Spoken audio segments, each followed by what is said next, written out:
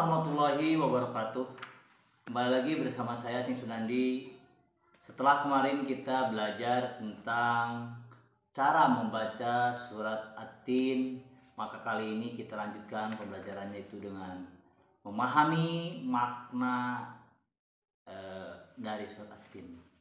Kalian ikuti dari awal sampai akhir supaya kalian bisa memahami makna dari surat At-Tin ini. Sebelum kita lanjut, mari kita berdoa terlebih dahulu anak-anak sekalian. Bismillahirrahmanirrahim.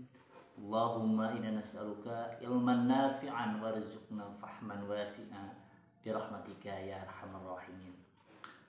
Baiklah anak sekalian, mari kita pelajari bagaimana makna daripada surat At-Tin ini. Sebelum kita masuk ke At-Tin, perlu kalian ketahui bahwa surat At-Tin ini ditulis dalam Al-Quran ke-95, diturunkan di kota Makkah, maka disebut dengan Makkiyah jenisnya ya. Di jenis suratnya itu jenisnya surat Makkiyah. Terdiri dari 8 ayat dari 118, kemarin sudah kita pelajari, dan sekarang kita akan belajar tentang makna dari surat At-Tin. A'udzu billahi minasyaitonir rajim. Bismillahirrahmanirrahim. Bismillahirrahmanirrahim artinya dengan nama Allah yang Maha Pengasih lagi Maha Penyayang. Wattini wazzaitun artinya demi buah tin dan buah zaitun.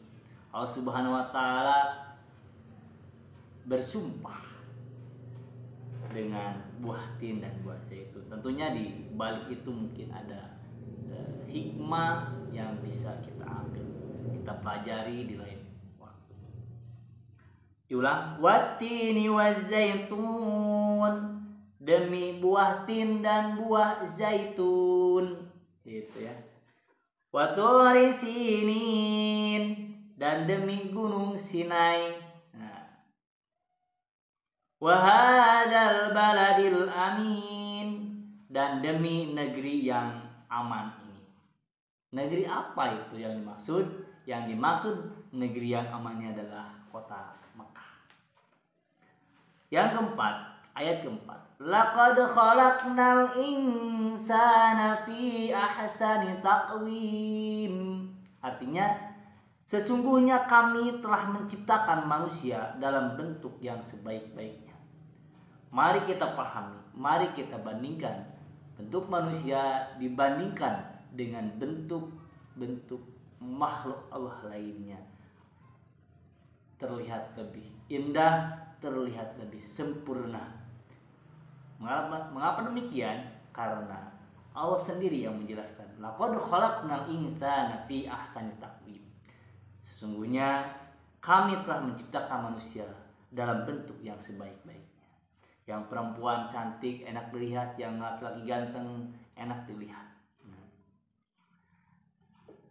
Kemudian anak sekalian, kenapa Allah menciptakan manusia dalam bentuk yang sebaik-baiknya? Tujuannya adalah supaya manusia berpikir, bersyukur kepada Allah Subhanahu wa taala dengan bentuk yang bagus ini, dengan bentuk yang baik ini. Jangan sampai kita justru mengkufuri nikmat ini. Mana contohnya? Misalkan, punten, ada yang mentato ya wajah di sini, padahal sudah bagus kulitnya, padahal sudah ganteng rupanya, padahal sudah cantik rupanya. Kenapa harus ditambah-tambah dengan yang lain? Gitu ya.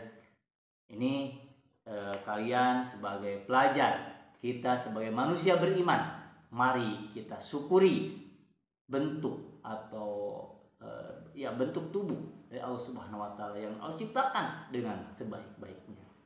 Gunakan tubuh ini untuk alat bersyukur kepada Allah Subhanahu wa taala.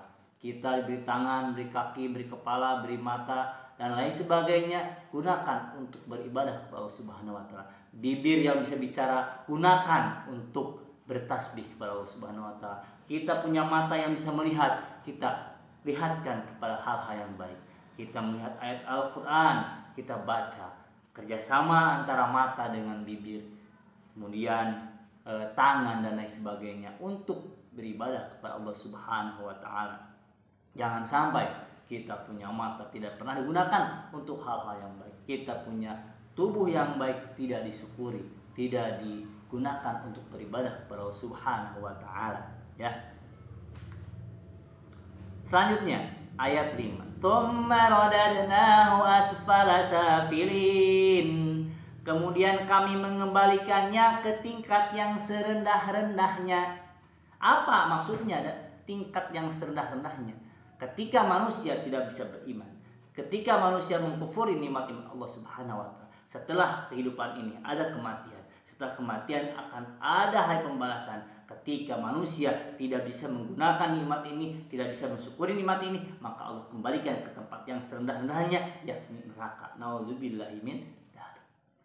Mari kita sama-sama beribadah kepada Allah Subhanahu wa taala dengan menggunakan apa yang Allah berikan. Kalaupun kita menghitungnya, tidak akan pernah bisa terhitung. Kita saja nikmat mata, nikmat hidung, nikmat mulut, nikmat telinga, nikmat dan sebagainya. Coba saja kita nikmat yang luar biasa di mulut misalkan. Ketika kita terkena sariawan, kan lumayan kita. Bahkan kadang-kadang kita semacam kufur nikmat. Ya, udah 3 hari nih bibir saya nggak enak. Padahal baru 3 hari. Coba kalau hitung berapa ribu hari kita sehatnya. Nah, setelah kita merasakan sakitnya, baru kita sadar bahwa kesehatan itu begitu mahal. Nah, ketika kita sedang sehat, mari kita gunakan anggota tubuh ini untuk beribadah kepada Allah Subhanahu wa taala. Jangan sampai kita sebaliknya, dan ketika kita sudah datang kepada kematian, kita mendapatkan tempat yang serendah-rendahnya, yaitu neraka. Nauzubillahi min dzalik. Ayat selanjutnya anak sekalian, ayat 6. Illal ladzina amanu wa 'amilus solihati falahum ajrun ghairu mamnun. Nah, jika manusia tadi tidak beriman, tidak bersyukur ke Allah Subhanahu wa taala, akan dikembalikan ke serendah-rendahnya. Tetapi ada orang yang tidak dikembalikan ke tempat yang serendah-rendahnya, yaitu orang-orang yang beriman. Tetapi tidak cukup beriman, wa 'amilus solihati, kemudian mereka beramal soleh, beramal baik, berkelakuan baik, baik kepada manusia, kepada alam semesta, kepada makhluk lainnya, dan paling tentu berakhlak baik kepada Allah Subhanahu wa taala, beramal soleh, melaksanakan sholat, ngaji, sedekah, dan lain sebagainya. Gitu ya.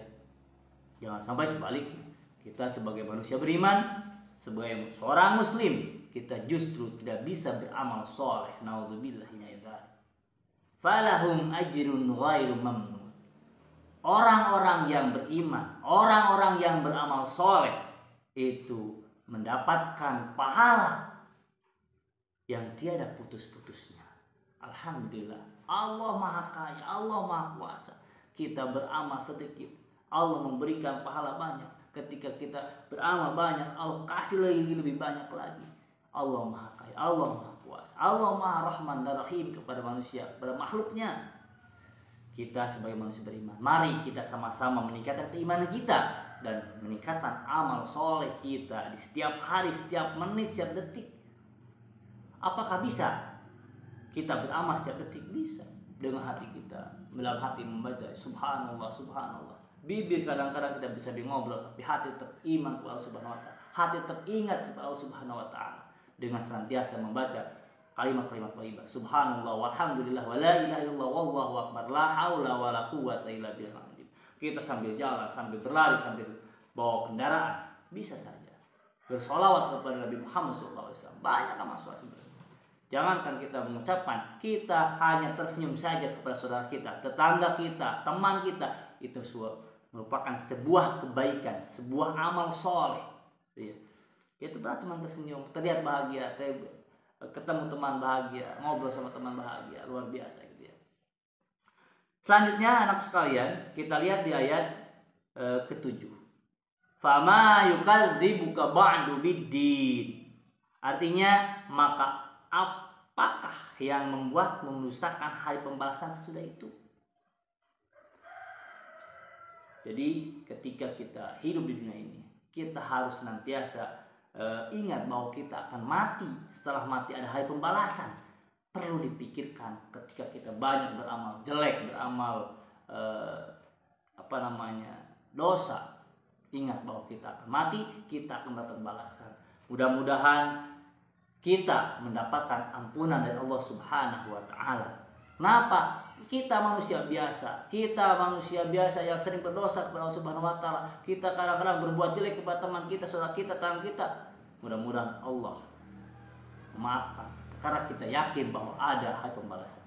Oleh karena itu, apalagi sekarang momentum lebaran, mari kita saling memaafkan antara kita dengan teman, kita dengan saudara, kita dengan guru, dengan siapa saja yang terdekat kita. Karena mungkin kita banyak salah itu ke teman atau ke saudara dekat kita. Kalau kita kadang mungkin sikap kita kurang baik, kadang kita menggunjing dia, kadang-kadang kita ada hasut dalam hati kita. Mudah-mudahan dalam momentum lebaran ini kita bisa saling memaafkan dan kita minta maaf dan memaafkan orang lain. Mudah-mudahan ini sebagai bentuk daripada kita iman kepada hari akhir, hari pembalasan. Gitu ya. Alaihissallahu biahkamil hakimin. Ayat terakhir 8. Bukankah Allah Subhanahu wa taala ada hakim yang paling adil? Nah, dan di dunia ini mungkin kita ada terbalik antara salah dan benar. Yang salah tidak dihukum, yang benar kadang-kadang dihukum, atau sebaliknya. Atau mungkin yang salah dihukum tapi tidak sesuai kadar kesalahannya. Tapi ingatlah bahwa di akhirat nanti, setelah kematian nanti, kita akan mendapatkan hakim yang seadil-adilnya, yaitu Allah Subhanahu wa taala. Mungkin di dunia ini orang atau manusia yang bersalah, mencuri atau lain halnya, labas, aman dari hukuman, tidak mendapatkan balasan dari perbuatan jeleknya, tapi nanti di akhirat akan mendapatkan balasannya. Ya, jangankan kejelekan. Menurut seorang ulama, di ayat nanti ada yang bertanya kepada Subhanahu wa taala. Padahal mungkin hal kecil gitu kan. Ya Allah, kenapa saya di dunia tidak merasakan nikmatnya nikah? Misalkan gitu ya. Karena dia meninggal pada saat dia belum nikah. Kata Allah Subhanahu wa taala, silahkan sekarang kamu pilih mana perempuan yang paling kau sukai. Seperti itu ya. Itulah salah satu bentuk keadilan Subhanahu wa taala. Apalagi yang salah, yang dosa. Tapi kita sebagai muslim yang beriman, mudah-mudahan kita dimaafkan oleh Subhanahu wa taala. Kita rojak ke Allah Subhanahu wa taala. Kita berharap mudah-mudahan kesalahan kita diampuni, kebaikan kita dilipat gandakan. Amin ya rabbal alamin. Anakku sekalian, poin penting daripada surat At-Tin ini adalah kita sebagai manusia beriman, mari kita senantiasa continue terus menerus beramal soleh supaya kita bisa mendapatkan pahala yang tiada putusnya. Lebih jauhnya kita mendapatkan surga dan ridho Allah Subhanahu wa taala. Jangan sampai kita termasuk orang-orang yang mendustakan hari pembalasan. Karena yang demikian itu adalah orang-orang yang akan dikembalikan kepada tempat yang serendah-rendahnya, yakni neraka. Sekian dari saya.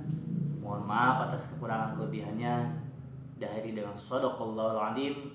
Wabillahi taufiq wa hidayah. Wassalamualaikum warahmatullahi wabarakatuh.